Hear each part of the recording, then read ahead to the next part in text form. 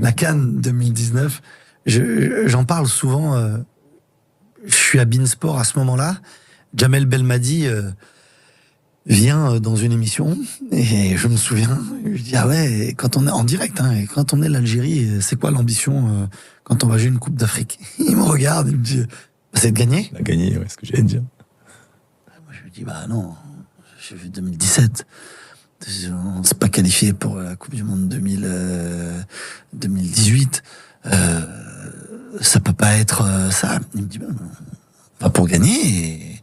Et un peu en off après, il me dit, mais on va gagner la CAN. Et moi, je lui dis, oui, j'ai envie de te dire oui à chaque fois. Il avait cette conviction-là. Comment ça se passe avec vous? Comment vous abordez cette compétition-là? Comment vous vivez ce moment-là? Nous, forcément, avec un peu de doute au début, parce que tu sors sur une élimination mondiale, premier tour de Cannes, t'es dehors. Avec tous les coachs que t'as pu avoir, avec beaucoup de problèmes. Donc on n'a pas trouvé de stabilité à ce moment-là. Donc il arrive, on sait pas trop, en fait, on est un peu dans le doute. Mais c'est pas un discours de façade qui t'a dit. Non, mais c'est ça. Mais c'est ça le truc. Parce qu'en off, il me le dit. Ouais. Il me dit, mais je me dis, mais. Ah, mais il aurait pu te le dire pour te convaincre aussi en off. Oui. Mais avec nous, c'était exactement la même chose.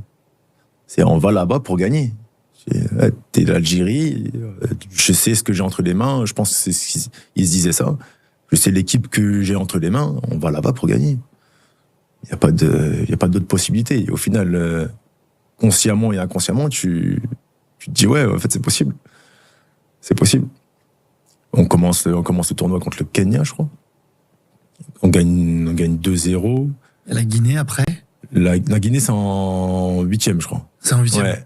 Il y a le Sénégal en face de vous. Sénégal, direct. Il y a le Sénégal en face de vous. Et c'est là, je pense, le moment où tu te dis, on peut, mais on a quelque chose. On tient un esprit de groupe, combatif. Quelle équipe. Là, extraordinaire. Franchement. Extraordinaire. Moi, j'ai eu une tendresse particulière pour Belaïli. J'étais sûr que Est-ce que Youssef Belaïli n'est pas le joueur algérien par excellence, comme les Algériens aiment, avec du talent, avec de l'irrégularité, évidemment, mais bon, on lui pardonne, tu vois, enfin... Extraordinaire. Extraordinaire, Youssef. Mais en plus, Youssef, c'est quelqu'un de timide même. Oui. Limite de timide dans un groupe. Très, très respectueux. Moi, je sais que quand je parlais, il est très respectueux, très à l'écoute. Il essayait de progresser tout le temps. Et il mérite la canne qu'il fait, quoi. Moi, son comportement, il était parfait, quoi. Il était parfait.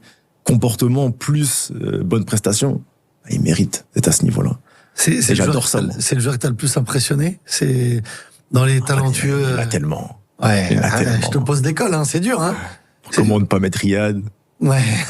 Je crois qu'il il a arrêté sa carrière, il l'a annoncé, je crois 40 buts, 38 passes, quelque chose comme ça. Ouais. C'est extraordinaire. Yacine Brahimi. Ah, moi, Yacine, ouais. Moi, c'est le cœur qui parle parce que j'ai une affection tout particulière pour Yacine. Mais quel joueur. Quel joueur. Oh là là, moi, il m'a ébloui des fois. En plus, moi, je suis défenseur central. Tu le voyais quand tu lui donnais? Moi, je vois tout de derrière. Ça veut dire tous les joueurs offensifs. Des fois, quand ils font des trucs, je fais waouh. Mais de derrière comme ça. Mais je profite aussi du football du moment parce qu'au final, on est là pour profiter. Et Yacine, incroyable. Incroyable, ouais. C'est une plus grande émotion 2019 ou 2014, la qualification pour les huitièmes? Ouais, je pense que 2019, c'est... Tu marques l'histoire aussi où tu te qualifies contre la Russie. Mais 2019, tu t'accroches une étoile. Ouais. Ah, ça... le palmarès, le trophée fait que... Ouais. Même si c'est historique quand même, parce que tu te qualifies contre la Russie, première fois que tu sors des poules. On fait un grand match aussi en plus contre l'Allemagne où tu lâches rien. Mais moi, après, je suis pas dans la même position sur les deux. 2014, je venais d'arriver. Ouais. Sur la pointe des pieds, moi, tu m'entendais pas. Repas, chambre, entraînement, je parlais à personne. Et à ta place, tu te dis, le jeune qui arrive. Non. je pense qu'on n'est pas vraiment de la même époque, mais tu sais comment, à ce moment-là, comment c'était. Et puis c'est une question d'éducation aussi. Ouais. T'arrives à prendre des pieds. C'est ta façon d'être à toi, tu le disais tout à l'heure. Je suis relativement timide à la base. Ouais. Quand je connais pas, non, moi je parlais pas. Moi je disais rien, moi. Moi je disais rien, tu peux me faire une grosse faute sur le terrain, moi je disais rien. Et encore, on en parlait avec Nabil Bentaleb, avec qui maintenant je parle tout le temps. Et lui, il était là, mais lui, il parlait, il était avec Yacine, avec Riyad, déjà, ils étaient déjà ensemble. Mais moi, moi j'étais repas, entraînement, salle, chambre. T'es sorti plus de ma chambre après. Carré. J'étais comme ça. En fait, c'était comme ça. Moi, j'avais j'avais peut-être ce besoin de parler, mais j'étais pas encore très à l'aise pour le faire. Et c'est ma personnalité, j'étais comme ça, je suis timide à la base. Tu te rappelles de ta première sélection avec l'Algérie? Bien sûr. C'est contre qui? Burkina Faso. La première, j'ai pas joué, hein, mais pour moi, ça compte comme une sélection. Premier rappel. C'est en novembre 2013, peut-être le 10 novembre, peut-être si je dis pas de bêtises. Et non, incroyable. Mais en plus, on se qualifie à ce moment-là. C'est le match, je réexplique, c'est les matchs de barrage. Il y a d'abord le match au Burkina, et ensuite le match retour à Blida. Moi, je joue pas. Et première sélection sur un match de qualif pour Coupe du Monde. Je chantais déjà au moment de la sieste, la tension qui montait déjà. Dès le match aller? Le match aller, j'étais pas là. En fait, ça s'est joué, ça s'est pas joué sur la même période. C'est un mois après le match retour. Octobre, Burkina Faso. Donc, et tu t'appelles la première fois pour le match à Blida. Exactement. Donc, alors, pour tous les supporters algériens, vous en souvenez? Il y a carton rouge, il n'y a pas carton rouge sur Majid Bouguera. Non, il n'y a rien à jouer. Il n'y a rien. Oh, quel mytho. Je crois que c'est le tacle le plus violent que j'ai jamais vu de toute ma vie. J'en ai vu d'autres après en Afrique. Je te promets que j'en ai vu d'autres. Mais moi, en étant au stade, je peux dire que celui-là, en novembre, mais je me rappelle très bien. Moi, je viens voir le match. Je suis avec Omar Da Fonseca. Il me dit, mais qu'est-ce que c'est que ça? Je dis, bienvenue en Algérie. Bienvenue, on arrive 2 jours avant, tu vois. Et c'est grandiose comme ambiance. Alors j'imagine joueur, j'imagine jeune joueur, j'imagine première sélection. Mais non, je sais pas si j'aurais pu jouer limite. C'est vrai? Non, mais tu dis j'espère qu'il va pas me regarder pour me faire rentrer. Tu tournes la tête de l'autre côté. Ah non, c'est une responsabilité quand même. Ah oui. On entendait ça depuis. Il y avait 2010 avant. 2010 avant. Mais quand même, c'est une qualification pour le mondial. On n'était pas habitué à jouer tous les 4 ans le mondial. Mais je sais pas si j'aurais pu, parce qu'au final, moi j'ai l'impression d'être toujours plus stressé ou de paraître un peu moins bon quand je suis sur le banc que quand je suis sur le terrain. Parce que sur le terrain, ouais, c'est bon, on regarde même plus dans les tribunes, joue au foot en fait, comme je te disais tout à l'heure. Mais impressionnant. Ça aussi, c'est un souvenir de dingue. C'est un de mes plus grands souvenirs, c'est ça aussi. Et le but de Majid, du coup, après. C'est ça. Et après la fête et tout ça, extraordinaire. T'es recordman des sélections en équipe d'Algérie. Si on t'avait dit ça le matin du match contre le Burkina, tu l'aurais cru ou pas? Mais impossible. Moi, je savais même pas que j'allais à la Coupe du Monde déjà. J'y vais avant parce que je me dis, je vais avoir cette crédibilité d'avoir dit, je viens en Algérie avant d'être qualifié. C'était important ça. Je fais juste une parenthèse parce que c'est un débat et une discussion éternelle et notamment pour les binationaux de dire j'y vais avant qu'on soit à la Coupe du Monde. Toi, tu te dis j'ai pas besoin d'aller à la Coupe du Monde pour aller en équipe d'Algérie. Non. En fait, moi, comment ça se passe? Je crois que c'est la première fois que je le dis. C'est pour ça que je dis maintenant c'est Aïssa. Mais c'est important. Hein. Moi, c'est Vaïd Elodie qui m'appelle. Je crois que c'était peut-être avant l'aller Burkina Faso. C'est-à-dire peut-être en septembre ou même avant en août. Mais je sentais que j'étais pas prêt. J'ai peut-être pas commencé l'année avec Reims titulaire ou je sais plus quoi. Mais je lui dis, je suis pas prêt pour l'instant. C'est pas que je pensais à l'équipe de France. Enfin, je me souviens même plus de ma réflexion à cette époque, mais dans ma tête, je suis pas prêt.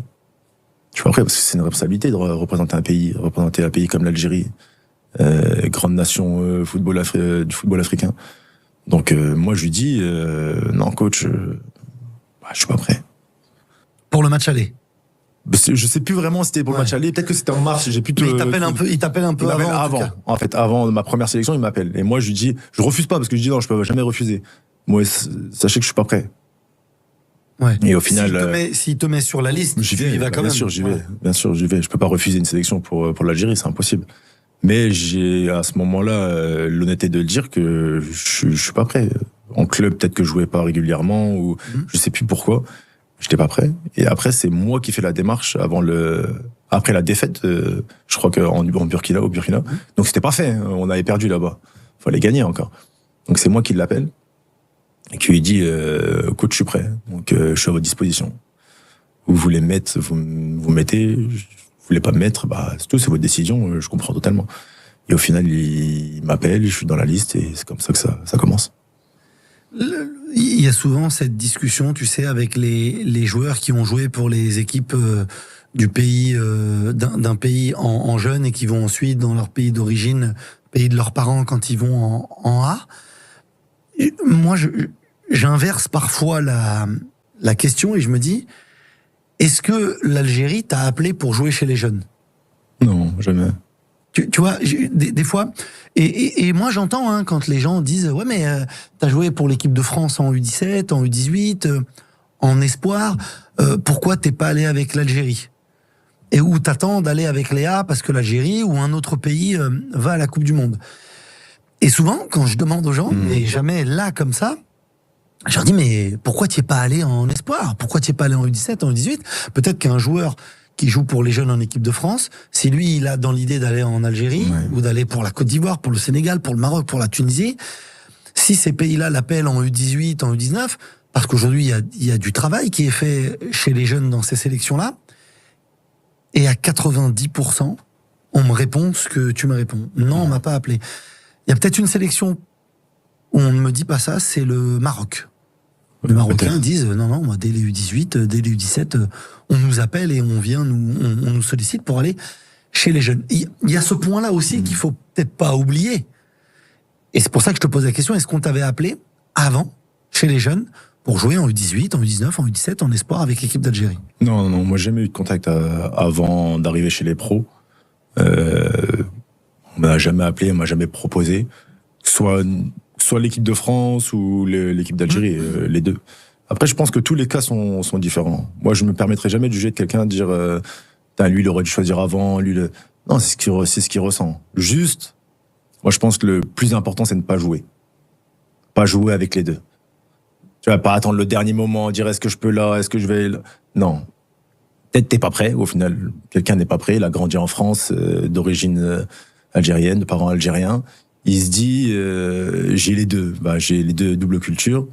Donc, je sais pas. Tu sais pas. Juste ne joue pas. Ou si tu joues, tu restes avec cette sélection. Après, c'est peut-être un sentiment où tu vas en équipe de France et tu dis, je le sens pas, j'ai fait le mauvais choix. Ça se peut. Ouais, bien sûr. On est humain. On peut se tromper, on peut commettre des erreurs ou on peut avoir le mauvais timing, mauvais feeling à un certain moment. Juste ne joue pas. Moi, c'est juste ça que je demande. Sois honnête envers toi-même déjà et envers les sélections. Après, on parle de l'Algérie parce que je suis algérien, mais c'est un peu... C'est pour ça que j'ai parlé du Maroc, du Sénégal, de la Tunisie, de la Côte d'Ivoire, du Mali aussi, tous ces pays africains. Je reste un peu plus sur l'Afrique parce que on est en France et il y a plus de binationalité avec les pays africains et un petit peu plus avec les pays que j'ai cités. On peut ajouter le Congo ou la RDC, où t'as un petit peu plus ces pays-là. Il y a moins de questions de binationalité avec un joueur qui va être pour la Zambie et pour l'équipe de France. On a moins d'histoire et de liens. C'est pour ça que j'insiste sur ces pays-là. Mais c'est intéressant de parler de la démarche intellectuelle aussi, ce qui est pas simple. Non, pas du tout. Tu vois, et tu le dis, je ne juge pas, j'accuse pas, juste c'est difficile. أثرت سلبا على مسيرة الفريق. نعم. الآن بعدما شاهدنا في هذه التصفيات وتحدثنا عن المنتخبات العربية، هل تعتقد أنه كأس إفريقيا المقبلة ستلعب على صفيح ساخن، من جهة الظروف التي يقول الجميع أنها ستكون مواثية أمام المنتخب المغربي، أنه يلعب أمام جماهيره وعلى أرضيته، ستكون أيضا متوفرة عند من سيأتون للبطولة، ملاعب تدريب، أجواء جيدة، طقس جيد. هل تعتقد الآن أنه الصعوبة تكبر على أو تفوق طاقة المنتخب المنظم؟ للأمانة فقط أتمنى من القلب الخالص، لأن ابتعدنا كثيرا وسنوات وسنوات، وهذا حلمنا ولا يمكن أن تظن من غيره بأن الفوز بكأس إفريقيا أن يبقى في المغرب، للأمانة فقط كمغربي. ولكن أقولها وأؤكد عليه لن يكون سهلا في تواجد فرق عريقة وعتيدة، لا من شمال إفريقيا ولا من جنوب الصحراء. كأس إفريقيا لون آخر. كما استمعنا جميعا ماذا قال محلل قنوات بين سبورت بعد منازلة بن خليف ضد الملاكمة المجرية. بن خليف كما نعلم جميعا التي تعاني كثيرا من العنصرية والتهجم الكبير عليها. بن خليف تبقى واحد من أبرز البطلات في الجزائر أكيد، والمرشحة فوق العادة لنيل ميدالية ملونة بعد فشل كبير للبعثة الجزائرية. الوفد الجزائري في أولمبياد باريس 2024 حتى الآن لم تحرز الجزائر ولا ميدالية ملونة، مثل حال أولمبياد طوكيو كذلك 2020 أو 2020 عام التي لم تحرز الجزائر ولا ميدالية. في أولمبياد لندن وريو دي جانيرو كان توفيق مخلوفي هو من كان يحمل لواء الوفد الجزائري ودائما ما يتوج بميداليات. في أولمبياد لندن فاز بذهبية 1500 والفضية 800 متر، وفي ريو دي جانيرو فاز بفضية 1500 متر. لا نعلم ماذا سوف يحدث في الأيام القليلة القادمة ربما هناك بعض الرياضيين الجزائريين من سوف يتوجون بحول الله، من أمثال سجات ألعاب القوى كليان نمور في الجمباز، وكذلك إيمان خليف إن شاء الله اليوم يتأهل إلى نصف نهائي الملاكمة بحول الله في وزن 66 كيلوغرام. إن شاء الله بالتوفيق للوفد الجزائري، إن شاء الله إحراز أكثر عدد من الميداليات ورفع علم الجزائر في وسط العاصمة الباريسية، وسط العاصمة الفرنسية باريس. وهنا شباب فقط وصلنا إلى نهاية فيديو، ما تنسوا تعملوا لايك فيديو واشتراك في القناة وتفعيل زر الجرس لكل جديد قريبا. السلام عليكم.